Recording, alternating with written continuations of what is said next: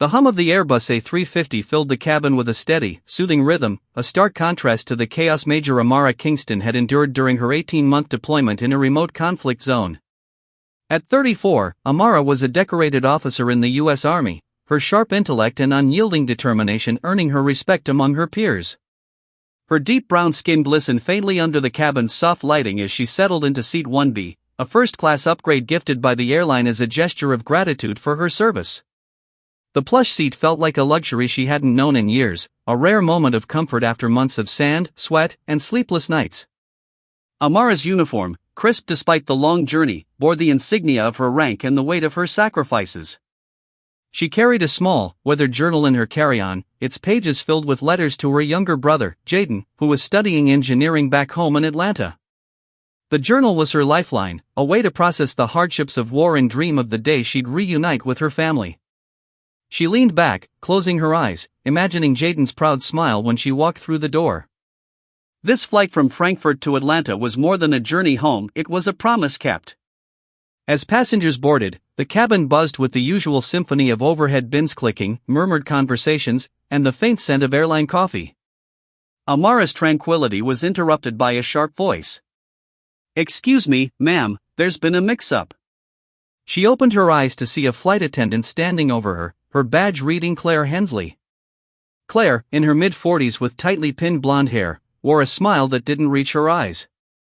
"This seat is reserved for another passenger. I'll need you to move to economy." Amara's brow furrowed. She checked her boarding pass twice. Seat 1B, first class, confirmed. "I'm sorry, there must be a mistake," she said calmly, producing her boarding pass. "This is my assigned seat." Claire's eyes flicked over the pass, then over Amara's uniform, lingering with a subtle sneer. "Well, it says 1B, but that can't be right," she said, her tone dripping with condescension. "We have a priority passenger who needs this seat. You'll be more comfortable in the back." The word stung, laced with an unspoken prejudice Amara had faced too often, an assumption that she didn't belong in spaces of privilege, despite her rank, her service, or her sacrifice. Passengers nearby glanced up, their curiosity piqued. A businessman in 1C adjusted his glasses, watching silently, while a young mother in 2A clutched her toddler, sensing the tension. Amara's jaw tightened, but her military training kept her composed. "I earned this seat," she said firmly, meeting Claire's gaze. "If there's an issue, I'd like to speak to your supervisor." Claire's face reddened, her forced smile vanishing. "I don't need a supervisor to handle this," she snapped, loud enough to draw more eyes. "You need to move. Now." The cabin grew quieter, the air thick with discomfort. Amara felt the familiar weight of being judged not for her actions but for her appearance.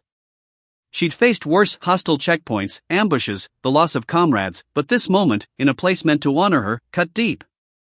Before Amara could respond, a voice broke the silence. "Ma'am, that's Major Kingston you're speaking to."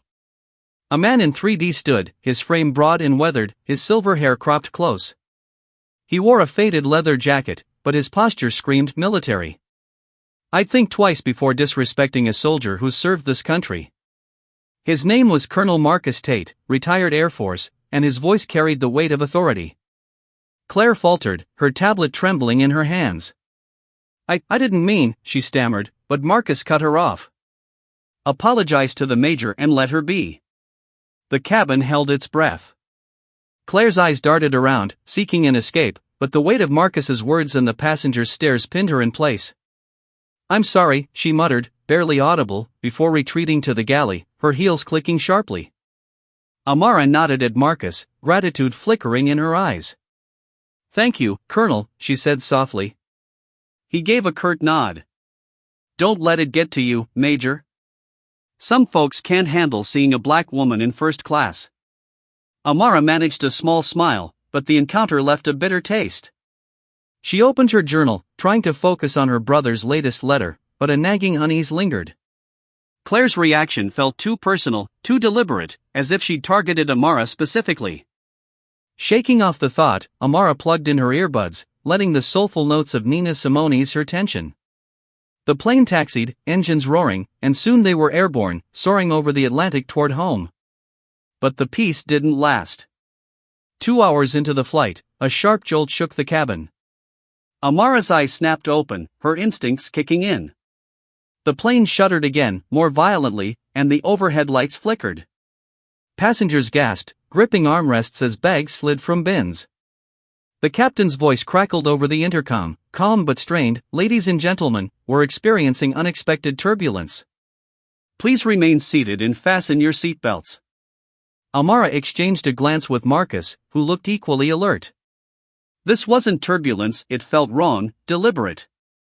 The plane lurched again, and a ceiling panel above Amara popped open, revealing a tangle of wires.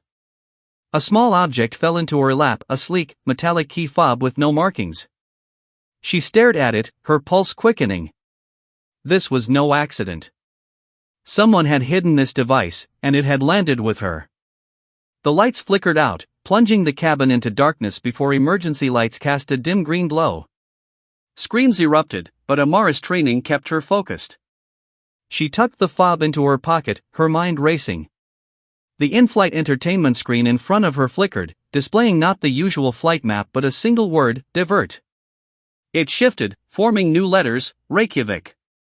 Amara's heart pounded. Reykjavik? They were nowhere near Iceland. Someone was sending a message, and she was meant to see it. She leaned toward Marcus, showing him the screen. "Colonel, look at this." His eyes narrowed. "Divert to Reykjavik? That's not on our route." Amara held up the fob. "This fell from the ceiling. I think it's connected." Marcus's expression hardened. "Major, we're in something bigger than a seating dispute. This plane's in trouble." Amara nodded, her resolve steeling.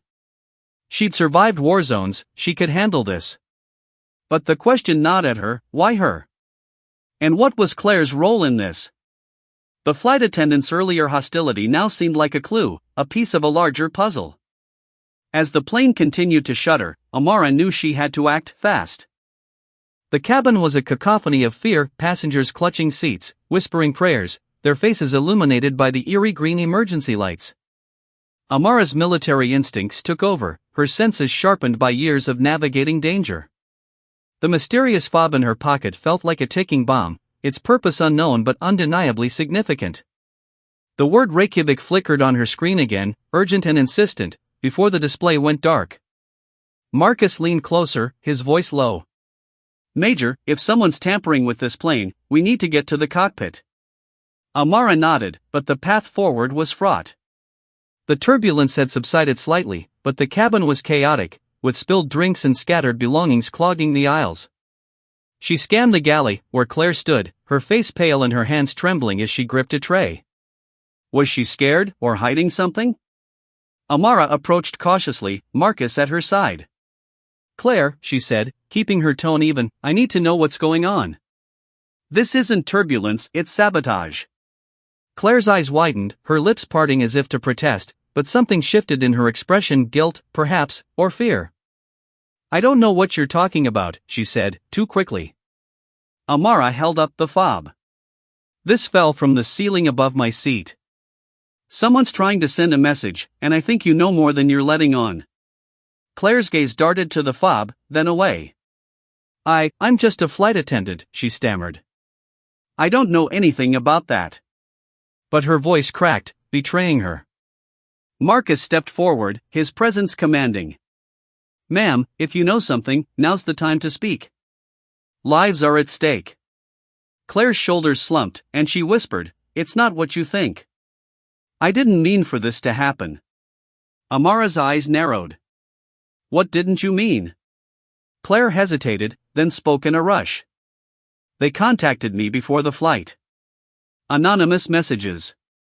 They said if I didn't get you out of 1B, they'd crash the plane. I thought it was a prank, but then the turbulence started, and," she broke off, tears welling. "I didn't know it would go this far." Amara's stomach twisted. Her seating dispute wasn't random, it was part of a calculated plan. "Who's they?" she demanded. Claire shook her head. "I don't know. They used encrypted messages, burner phones. They wanted you out of that seat, Major." I swear, I didn't know why. Marcus grunted. Sounds like someone knew exactly where you'd be sitting, Major. That fob was meant for you. Amara's mind raced. The fob, the message, the turbulence, it all pointed to a coordinated effort. But why target her? She wasn't carrying classified intel, and her deployment had been routine. Or had it? She thought back to her last mission, a logistics operation involving sensitive cargo. Could this be connected?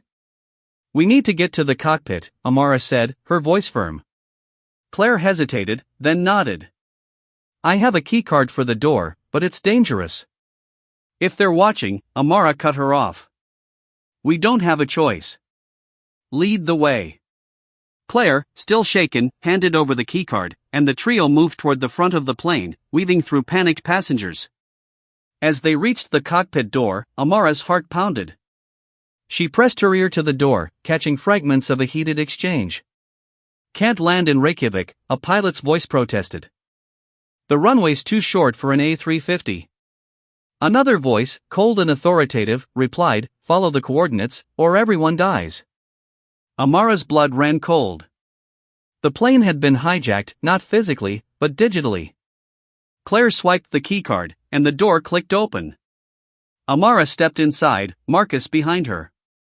The cockpit was a tense tableau. Two pilots sat rigid, their hands on the controls, while the navigation screens flickered with unfamiliar data. A small speaker crackled with a distorted voice, divert to Reykjavik, or we detonate the device. Amara's hand instinctively went to the fob in her pocket. Was this the device they meant? The captain turned, his face ashen. Who are you? He demanded. Major Amara Kingston, she replied. We're here to help. What's the situation? The co-pilot spoke, his voice trembling. Someone's hacked the flight systems. Autopilot's locked, communications are down, and they're forcing us to divert. They mentioned a device in the cargo hold. Amara's mind clicked. The fob wasn't the device, it was a key to something else, something in the cargo hold. Can you override the hack? She asked. The captain shook his head. Not without access to the systems core, and that's in the avionics bay below. Marcus nodded. Then we go down there. Major, you with me? Amara agreed, but Claire's voice stopped them. Wait. There's something else. She took a deep breath, her eyes filled with resolve. I can help. I know the avionics bay's layout. I've worked this plane for years. Amara studied her, weighing her sincerity. Claire's earlier prejudice had sparked this crisis, but now she seemed determined to make amends. All right, Amara said. But we move fast. The trio descended to the lower deck, navigating a narrow service ladder as the plane shuddered. The avionics bay was a maze of wires and blinking panels, the air thick with the hum of machinery. Claire pointed to a central console. That's the flight control hub. If we can reset it, we might regain control. Amara examined the console, spotting a slot that matched the fob's shape. She inserted it, and the screen lit up, displaying a countdown, 10:00. 9:59. What the hell is that? Marcus asked. Amara's heart sank. It's a failsafe. The fob didn't stop the hack, it activated something. Claire's face crumpled. I didn't know, Amara grabbed her shoulder. Focus. We need to disable this now. Working together, they traced the wiring, Amara's technical training guiding her as Claire pointed out key components. Marcus kept watch, his presence a steady anchor. With seconds to spare, Amara rerouted the system, halting the countdown. The plane's systems flickered back to normal, and the pilots' voices crackled through the intercom. We've got control. But Amara knew the danger wasn't over. The hackers wanted something in the cargo hold, and Reykjavik was still their destination. She turned to Claire. You're with us now. Whatever's down there, we face it together. The plane stabilized, but the tension in the cabin remained palpable. Passengers whispered, their fear tempered by the pilot's announcement that the situation was under control. Amara, Marcus, and Claire regrouped in the galley, the mysterious fob now a key piece of the puzzle. Amara's mind raced, piecing together fragments of her last mission. She'd overseen a shipment of experimental tech drones designed for covert operations. Could one have been stowed on this flight? We need to check the cargo hold, Amara said. Marcus nodded, but Claire hesitated. It's restricted access, and if the hackers are monitoring us, Amara met her gaze. You said you wanted to help. This is how. Claire swallowed, then nodded. Okay. I know a way in. They descended to the cargo hold, a cavernous space filled with crates and luggage. The air was cold, the hum of the engines louder here. Amara's flashlight swept over the crates, landing on one marked with a military insignia. She recognized it immediately, a secure container from her last mission. This is it, she said, prying it open with Marcus's help. Inside was a sleek drone, its surface embedded with unfamiliar tech. Claire gasped. What is that? Amara's eyes narrowed. A prototype. It's got advanced AI, capable of autonomous strikes. If someone's after this, they could wreak havoc. Marcus grunted. Explains the hack. They want the drone, and they don't care who gets hurt.